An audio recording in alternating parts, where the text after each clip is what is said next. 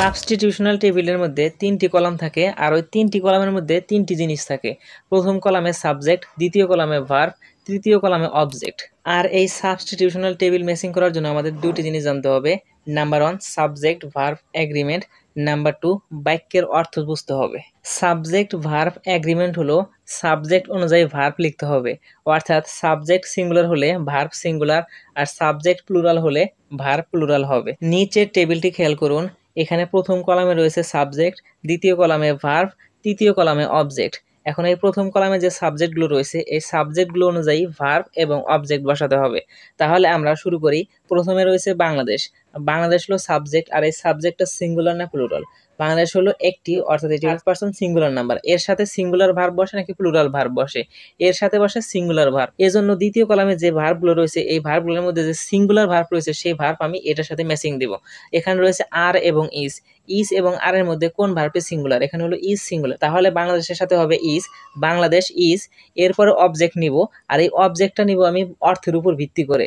এখানে বাংলাদেশ হয়, বাংলাদেশ কি হয়? অর্থের উপর ভিত্তি করে দেখি কি লেখা আছে। প্রথমে বলা রয়েছে মোস্টলি ইলিটারেট। বাংলাদেশ হয় অশিক্ষিত। বাংলাদেশ কখনোই অশিক্ষিত হতে পারবে না। বাংলাদেশের মানুষ অশিক্ষিত হতে পারে কিন্তু বাংলাদেশ তো আর অশিক্ষিত হতে পারে না, তাহলে এই অবজেক্টটি হবে না। আমরা দ্বিতীয় অবজেক্টটি দেখি।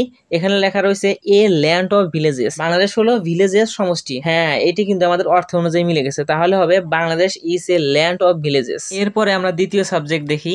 এখানে লেখা রয়েছে রুরাল পিপল। রুরাল পিপল মানে গ্রামের মানুষ। এখন গ্রামের মানুষ সিঙ্গুলার না প্লুরাল? একটু ভেবে দেখুন তো, মানুষ কি একজন হতে পারে নাকি অনেকজন? আর অনেকজন হবে তখন এটা তো প্লুরাল। যখন প্লুরাল হবে এর সাথে আমাদের কোন ভার্ব বসবে? Plural verb. তাহলে আমরা ভার্বের স্থানে এসে এখন প্লুরাল ভার্ব খুঁজবো। এখানে ইজ এবং আর এর মধ্যে প্লুরাল ভার্ব হলো আর, তাহলে হবে রুরাল পিপল আর। আর এরপরে আমাদের অবজেক্ট নিব। অবজেক্টটা নিব অর্থের উপর ভিত্তি করে। এখানে প্রথমে লেখা রয়েছে মোস্টলি ইলিটারেট। গ্রামের মানুষ বেশিরভাগই অশিক্ষিত। হ্যাঁ, এটা কিন্তু মিলে গেছে অর্থের সাথে, তাহলে হবে রুরাল পিপল আর মোস্টলি ইলিটারেট। ঠিক এরকম ভাবেই কিন্তু সাবজেক্ট ভার্ব এগ্রিমেন্ট ঠিক রেখে অর্থের উপর ভিত্তি করে টেবিল ম্যাচিং করতে হবে। টেবিল ম্যাচিং করার জন্য আমাদের গ্রামারের 4টি অংশ ভালোভাবে আয়ত্ত আনতে হবে।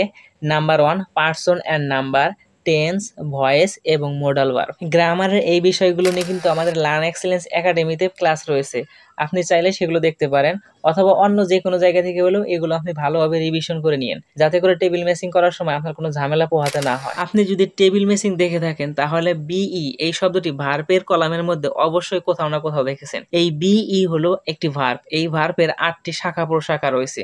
সেটি হলো am, is, are, was, were, be, being, been, অর্থাৎ এই বি ভার্ব 8টি। এই বি দ্বারা এই 8টি ভার্বকে বুঝিয়ে থাকে। এই 8টি ভার্বের মধ্যে 5টি verb am, is, are, was, were সাধারণত এই ম্যাচিং এর জন্য ভার্বের স্থানে ব্যবহার হয়ে থাকে। এই টেবিলটি খেয়াল করুন। প্রথম কলামে রয়েছে সাবজেক্ট, দ্বিতীয় কলামে ভার্ব এবং তৃতীয় কলামে অবজেক্ট। দ্বিতীয় কলামে যে ভার্ব রয়েছে এই ভার্ব হলো বি। এখানে বি অর্থ আমাদের 5টি জিনিস বুঝতে হবে। Am, is, are, was, were, অর্থাৎ এই am, is, are, was, were এর মধ্যে কোনটি হবে সেটি সাবজেক্ট অনুযায়ী আমাদেরকে বসিয়ে পরে অবজেক্ট নিয়ে অর্থের মিল করে বাক্যটি কমপ্লিট করতে হবে। সাবজেক্টের কলামের মধ্যে প্রথমে রয়েছে ক্যারেক্টার, যা থার্ড পারসন সিঙ্গুলার নাম্বার। তাহলে থার্ড পারসন সিঙ্গুলার নাম্বারের সাথে ভার্ব বসে এই ইজ এবং ওয়াজ। আর এই ক্যারেক্টার কখনো পাস্ট ফর্মে হতে পারে না, সর্বদাই প্রেজেন্ট ফর্মে হয়। এজন্য আমাদের ভার্ব হিসেবে ইজ ব্যবহার করে এরপরে অবজেক্ট অর্থ অনুযায়ী মিল করতে হবে। এখানে অবজেক্টের মধ্যে প্রথমে লেখা রয়েছে হিউম্যান বিং। তাহলে কি বাক্যটি মিলে? না। Character is human being. Character কি হিউম্যান বিং হতে পারে? অবশ্যই না। তাহলে আমাদের নেক্সট অবজেক্টটি দেখি। এখানে লেখা রয়েছে the crown of a man.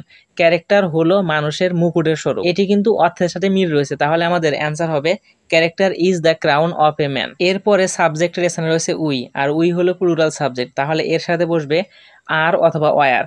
কিন্তু আমাদের এখানে খেয়াল রাখতে হবে যে আমরা আর বসাবো না ওয়ার বসাবো, এটা একটু বাক্যের সাথে মিল রেখে বসাতে হবে। যদি পাস্ট ফর্মে হয় তখন আমাদের ওয়ার, আর যদি প্রেজেন্ট ফর্মে হয় তাহলে আর বসাতে হবে। এখানে দেখুন যে অবজেক্ট রয়েছে, সেই অবজেক্ট বলা হচ্ছে হিউম্যান বিং।